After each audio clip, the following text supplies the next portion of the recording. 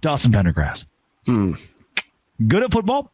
Yeah. Two-headed monster with Bryson Washington, Sawyer Robertson, maybe the best wide receiver core in the entire Big 12, according to Pick 6 previews. That is the case.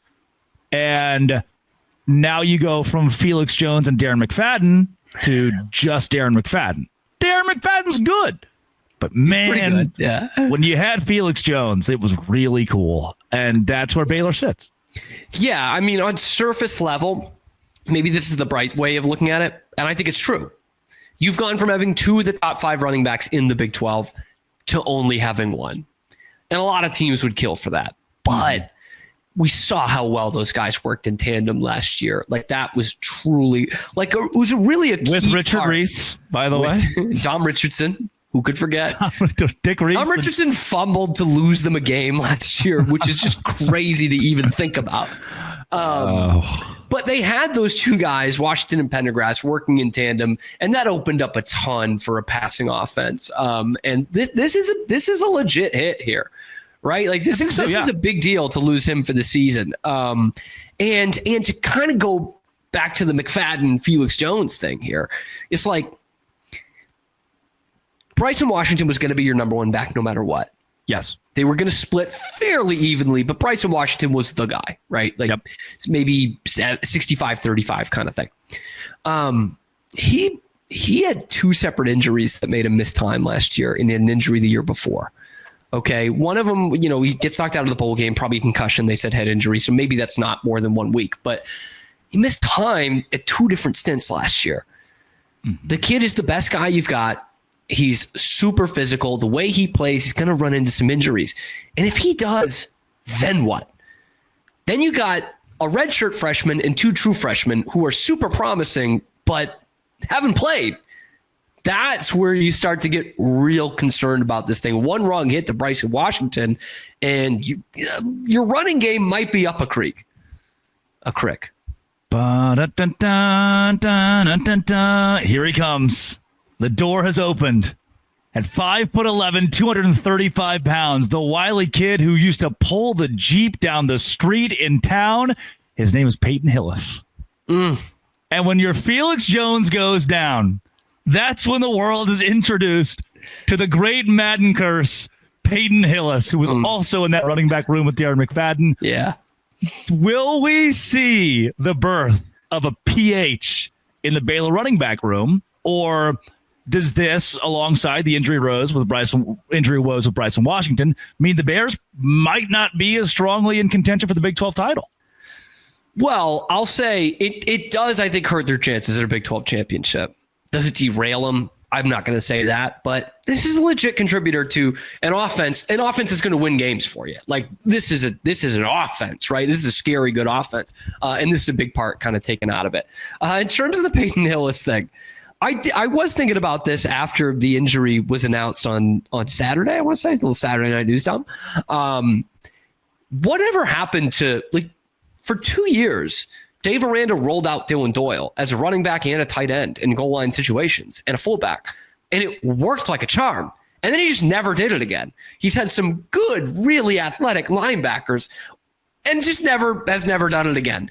I'm interested to see if there's something there. They also really like Micah Gifford, who was featured on Friday Night Tykes as a young man that they brought in from Pflugerville, Tyler Beatty's hometown. And he came in as a receiver. He's been playing special teams. Dave Aranda loves him. He's like, he can play anywhere. He's probably going to play defense for us this year. Does that guy maybe get some carries in there to avoid handing it off to a true freshman? There are some options. They've got some super athletic guys who, played a couple of different positions in high school. Every college team's got that. So maybe, but you do have a couple of 4-stars. You got Michael Turner as a true freshman coming off an injury. Caden Knighten didn't quite make a 4-star because he committed to Baylor as a junior, and that's surprised he didn't go down to a 1-star because of that. And so those guys have, and everyone's loving Caden Knighten in fall camp. One of his teammates said he's like a mini Cam Scadaboo. So maybe you got something out of those guys that are just going to, get carries earlier than expected.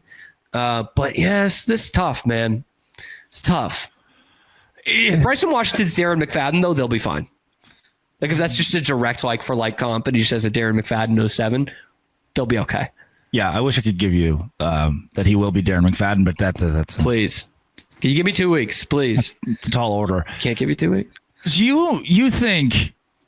So we mentioned Jake Retzlaff earlier, and a lot of people, even the BYU realm, say that hey, without Retzlaff, BYU probably loses another game or two. Like that's what it's going to cost you not having your senior quarterback.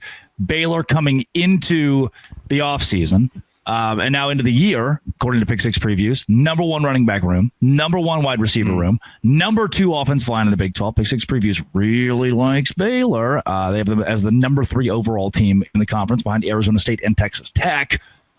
Now that you look like a West Virginia and you say, their running back room might be as good as Baylor's because they have Jaheim White, who's very elite. Now that you're down to like the one-headed running back room. I mean, sure, but yeah. And looking at, Kansas State, who's going to be great at the position.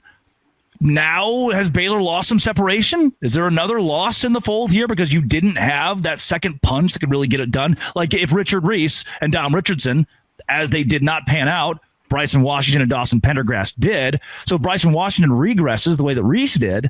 Now you're really in trouble if you're Baylor. Well, yeah, and they definitely lost some ground in terms of the running back room rankings. I think there's plenty more problems at West Virginia that it doesn't kind of close the gap there. But it might cost them a game.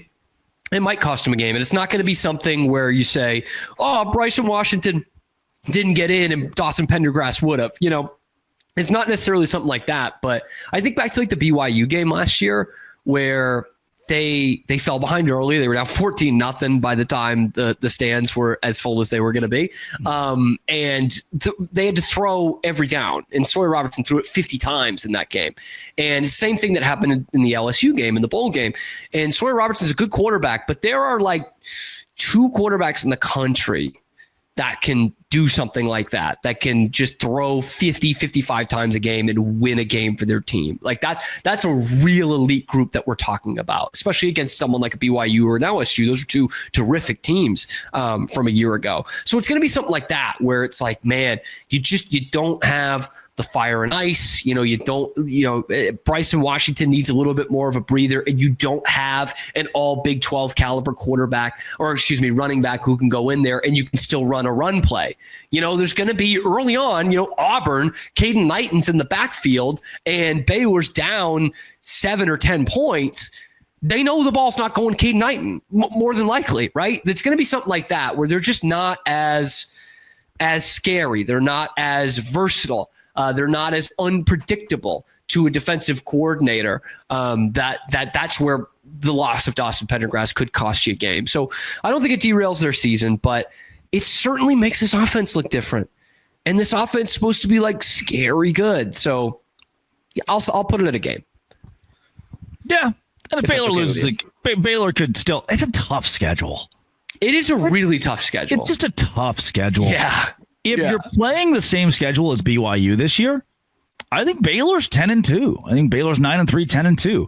But you weren't blessed with that. You weren't graced with that. BYU really has. They have TCU, but that's a home game. They've got the road game against Iowa State and Texas Tech. Those are back to back with a bye week in between it, though. And the rest of it is pretty easy stuff for the Cougars. If Baylor had that, I have a lot of confidence in the Bears. And that's why I'm still so high on where BYU sits, because their schedule is pretty cake. Not a bad thing. Don't be. You should be happy if you're a BYU fan and you hear that. Coming up, you should be happy success. If you're a Texas fan. This is not good. Headlines are really not good out of Austin. Locked on Big 12.